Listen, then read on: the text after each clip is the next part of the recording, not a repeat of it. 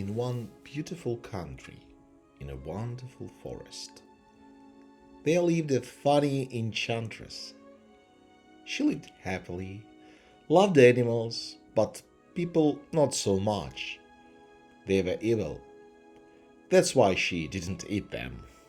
She re-educated them. Every morning she left her house with the words, "I've gone to bring kindness to the world. I won't be back soon." Together with the funny enchantress, in her house the following lived there: the enchantress's cat Archibald, who temporarily but permanently lived with another enchantress in an overseas country; the lady cat Busia, who loved to eat, sleep, and didn't want to go to Tahiti at all. Well, because she was doing well.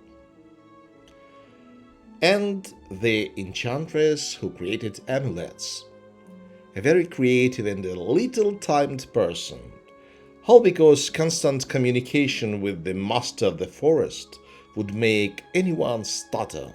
Here, two enchantresses go out into the forest to collect acorns, to prepare ferns, and then suddenly Sylvan from behind a bush.